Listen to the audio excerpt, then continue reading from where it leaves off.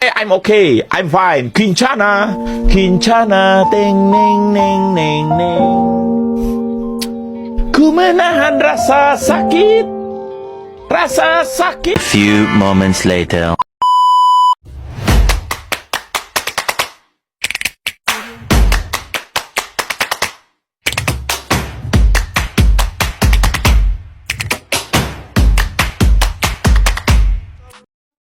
Bismillahirrahmanirrahim. Assalamualaikum warahmatullahi wabarakatuh.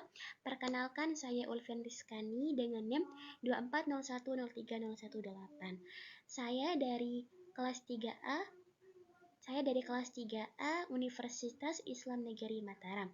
Di sini saya akan mempresentasikan tentang analisis sistem keuangan pribadi menggunakan konsep matematika diskrit.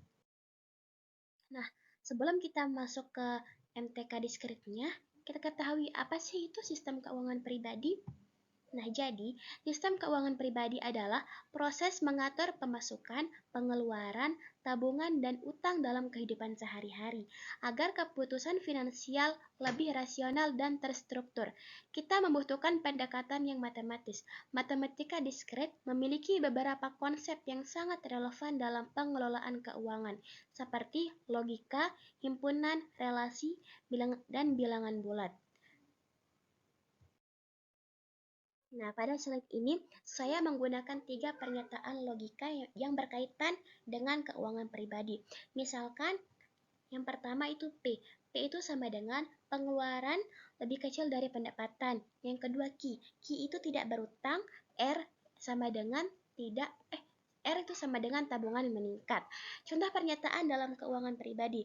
Yang pertama, jika pengeluaran lebih kecil dari pendapatan, maka tabungan itu meningkat. Nah, bentuk logikanya itu adalah P maka R. Yang kedua, jika tabungan meningkat, maka tidak berutang. Bentuk logikanya itu adalah R maka Q. Dan yang terakhir, pengeluaran melebihi pendapatan. Bentuk logikanya itu adalah bentuk negasi P. Nah, selanjutnya di sini saya akan membuat tabel kebenaran dari P maka R dan akan menganalisis converse, inverse, dan kontraposisinya. Nah, selanjutnya di sini sudah ada tabel kebenarannya. Tabel kebenaran ini untuk 3 bentuk logika turunan dari pernyataan P maka R, yang yaitu ada converse, inverse, dan kontraposisi. Tujuan tabel ini adalah untuk melihat apakah 3 bentuk tersebut memiliki nilai kebenaran yang sama atau berbeda dengan pernyataan awalnya. Yang dimana yang pertama itu ada pada kolom P dan R, yaitu 2 pernyataan dasarnya. P itu adalah pengeluaran terkecil pendapatan, atau pengeluaran itu lebih kecil dari pendapatan, dan R itu adalah tabungan meningkat. Kolom berikutnya itu ada negasi P maka negasi R, dan kolom berikutnya juga ada negasi R maka negasi P. Lalu pada kolom P maka R ini menunjukkan pernyataan asli, yaitu jika pengeluaran terkendali maka tabungan itu meningkat. Nah, setelah itu ada 3 bentuk logika, yaitu ada converse, ada inverse, ada kontraposisi. Pada logika converse ini, bentuk pernyataannya itu adalah jika tabungan meningkat, maka pengeluaran lebih kecil dari pendapatan. Hasil kebenarannya itu berbeda dari logika P maka R. Maka logika converse yang R maka P ini tidak sama dengan logika P maka R. Nah, selanjutnya ada yang inverse. Bentuk pernyataannya itu jika pengeluaran tidak terkendali, maka tabungan itu meningkat. Ini juga memiliki nilai yang berbeda dari pernyataan awalnya. Nah, logika terakhir itu adalah kontraposisi, yang dimana pernyataannya itu jika tabungan tidak meningkat, maka pengeluaran tidak terkendali. Nah, untuk bagian ini nilai kebenarannya itu sama dengan logika yang P maka R di setiap barisnya itu, yaitu ini di sini 1, di sini 1, di sini 0, di sini 0, di sini 1, di sini 1, dan di sini 1, di sini 1. Dari tabel kebenaran ini kita bisa menyimpulkan bahwa kontraposisi itu selalu memiliki nilai yang sama dengan selalu memiliki nilai kebenaran yang sama dengan yang ini bentuk logika P maka R ini. Nah, sedangkan yang converse dan inverse itu tidak selalu sama. Dalam konteks keuangan pribadi, kesimpulannya itu tetap sama. Kalau tabungan tidak meningkat, artinya pengeluaran kita belum terkendali. Pada analisis himpunan ini, saya mengelompokkan kondisi keuangan beberapa orang ke dalam 3 himpunan. Yang pertama, ada himpunan A, yaitu orang yang menabung, di mana anggotanya ada Sari, Andi, dan Budi. Yang kedua, himpunan B, orang yang memiliki utang, anggotanya ada Budi dan Tika. Dan yang ketiga, ada himpunan C, yaitu orang yang memiliki pemasukan tetap dengan anggota Sari, Tika, dan Rita. Nah, di sini kita bisa melihat hasil operasinya itu ada 3. Yang pertama, ada yang irisan, yang kedua ada yang selisih, dan ketiga ada yang gabungan. Nah, pada hasil operasi irisan A dan C ini, yaitu orang yang menabung sekaligus memiliki pemasukan yang tetap. Di sini itu ada Sari. Di mana kita bisa melihat, yaitu di sini kita bisa lihat dari data atau dari himpunan A dan himpunan C.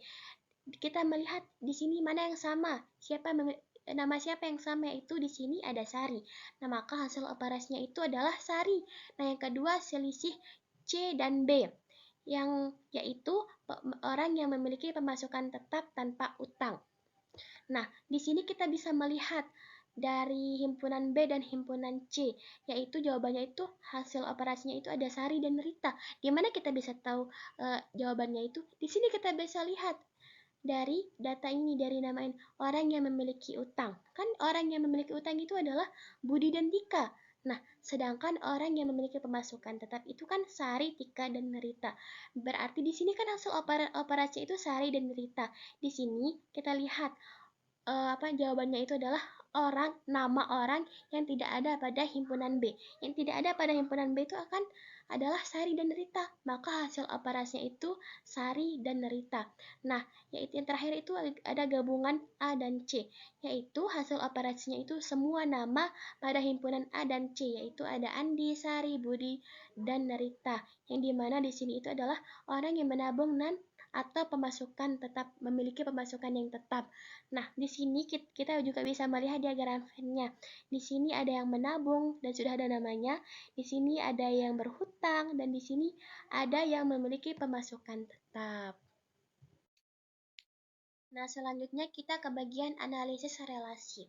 Pada bagian analisis relasi ini, saya menggunakan contoh 5 jenis akun keuangan dalam sistem pribadi, yaitu yang pertama ada A, rekening giro, yang kedua B, tabungan, yang ketiga C, kartu kredit, yang keempat D, rekening investasi, dan yang kelima ada dana darurat.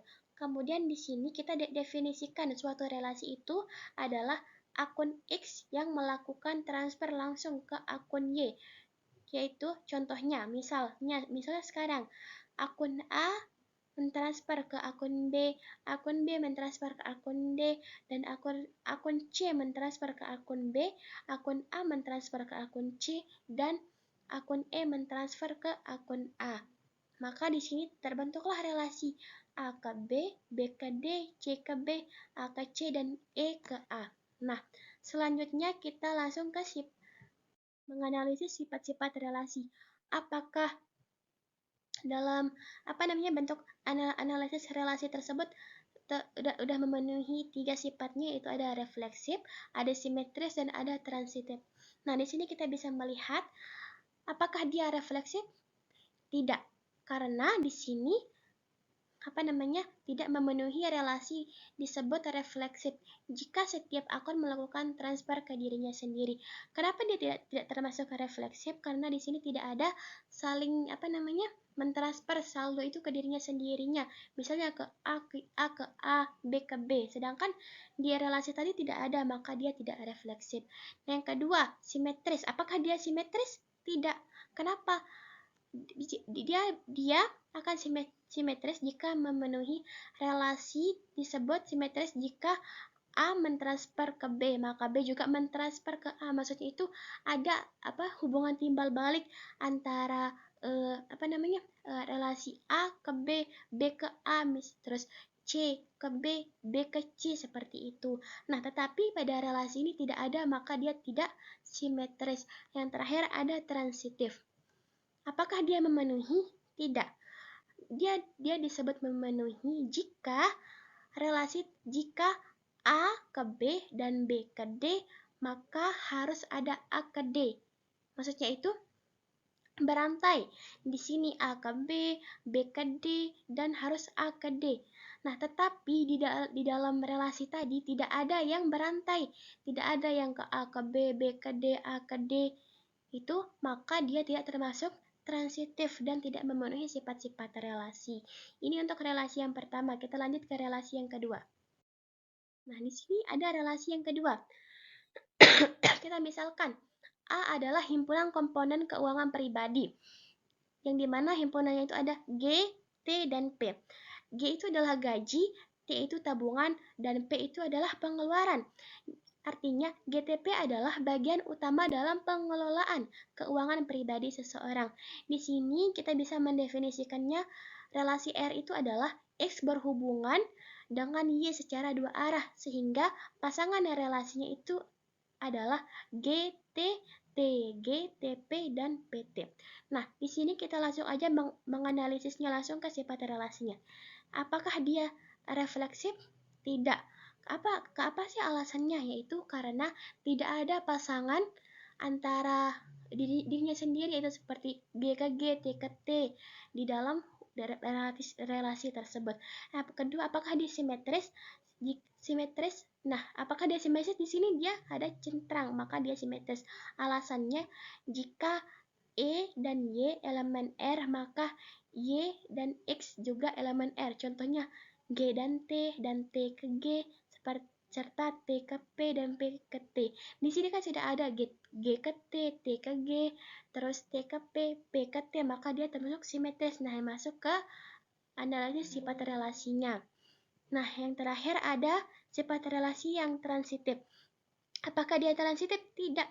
Apa sih alasannya? Karena ada GT dan TP, tetapi tidak ada yang GP. Dia tidak berantai. Ada. Di sini kan yang hanya GT dan TP, sedangkan GP itu tidak ada, maka dia tidak termasuk ke sifat relasi. Nah, selanjutnya itu pada analisis bilangan bulat ini, saya menghubungkan pengelolaan keuangan pribadi dengan konsep KPK.